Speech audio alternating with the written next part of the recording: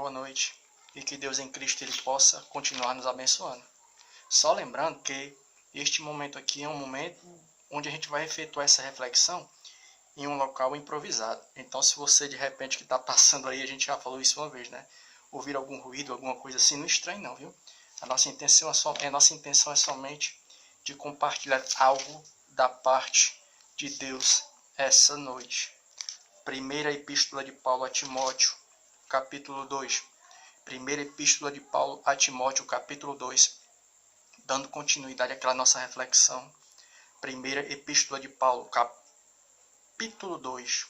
O verso 3 e o 4 que diz assim: Porque isto é bom e agradável diante de Deus nosso Salvador, que quer que todos os homens se salvem e venham ao conhecimento da verdade. Repetindo o verso 4 do capítulo 2 da primeira epístola de Paulo a Timóteo.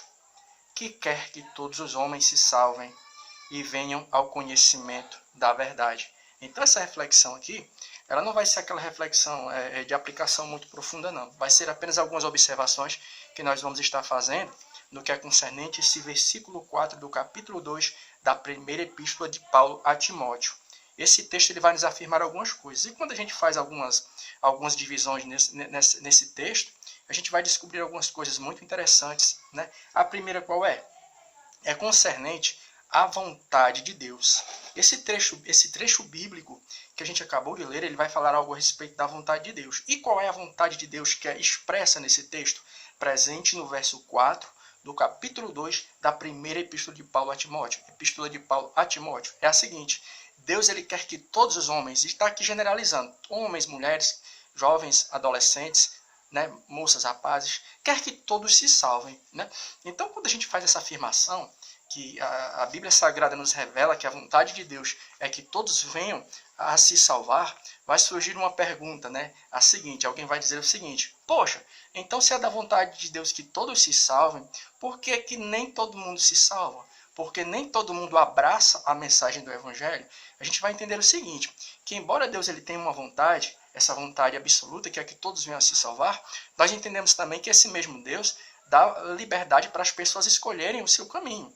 Mateus capítulo 10, o verso 32 e o 33, porque alguém vai dizer o seguinte, né? Poxa, então quer dizer que é da vontade de Deus que todos se salvem? Então por que nem todo mundo abraça a mensagem do Evangelho? Por quê? É porque Deus ele dá essa liberdade da pessoa escolher se quer aceitá-lo ou se quer negar a mensagem do Evangelho. Mateus capítulo 10, o verso 32 e o 33 que diz assim: Portanto, qualquer que me confessar diante dos homens, eu confessarei diante do meu Pai que está nos céus. Mas qualquer que me negar diante dos homens, eu negarei também diante de meu Pai que está nos céus. O verso 32 e o 33 do capítulo 10 do Evangelho de Mateus. Então vai ficar mais ou menos assim, né? Se é da vontade de Deus que todos se salvem, aí alguém vai fazer a seguinte pergunta: então por que nem todo mundo abraça a mensagem do Evangelho? É porque Deus deu essa escolha, esse direito de escolha, da pessoa aceitá-lo ou da pessoa negá-lo. Infelizmente, né, nós vamos ver muitas pessoas fazendo uso dessa liberdade para, infelizmente, negar a mensagem do Evangelho e não abraçar essa mensagem. A segunda coisa que vai dizer é o seguinte no texto, ó, que quer que todos se salvem, né? Mas o que é salvar? O que é salvar? Salvar alguém é quando você dá um livramento, é quando você tira a pessoa de um aperto, de uma dificuldade.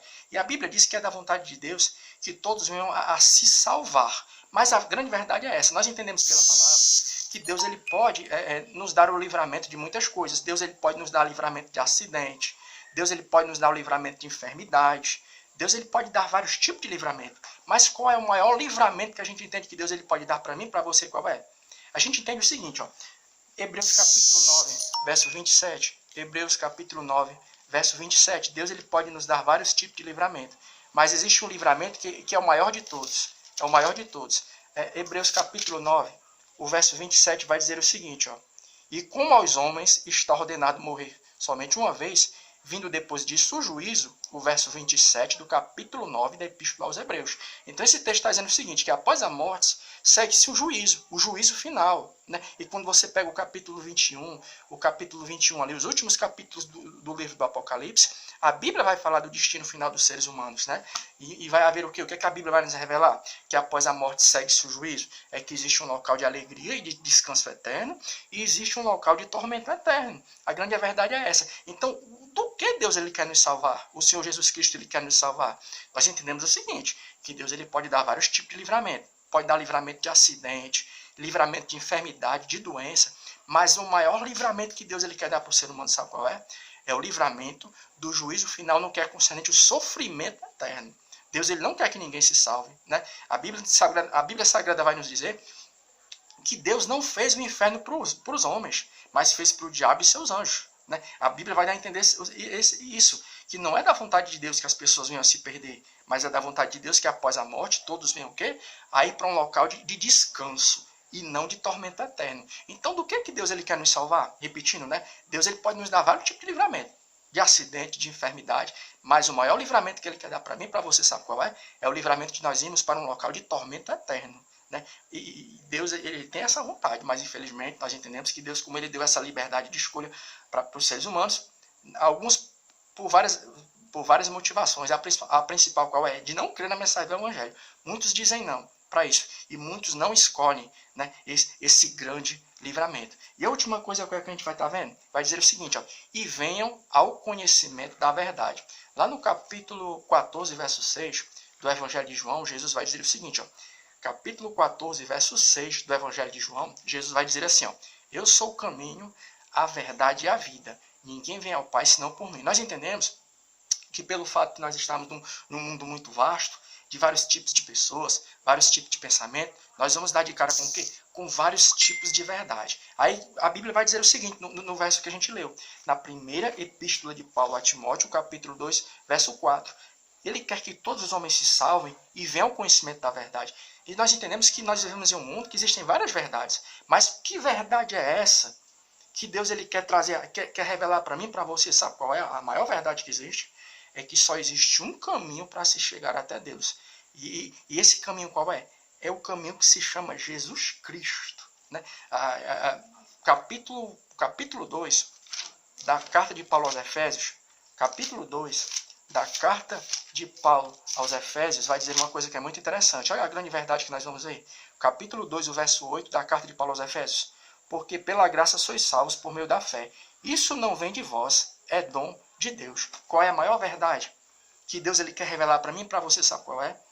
É que só existe um caminho para nós nos chegarmos a Deus.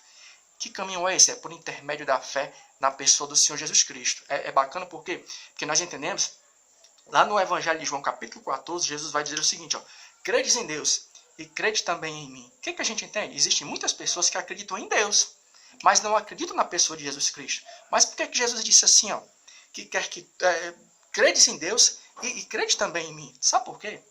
É porque Deus ele é santo e só existe uma maneira de nós nos aproximarmos de Deus. Deus ele é santo e nós somos pecadores. E para que nós venhamos a nos aproximar desse Deus que é santo, primeiro nós temos que ser o quê? Purificado de nossos pecados. E só existe uma maneira da gente ser purificado dos nossos pecados. Sabe que maneira é essa? É quando nós confessamos Jesus como nosso único e suficiente Salvador.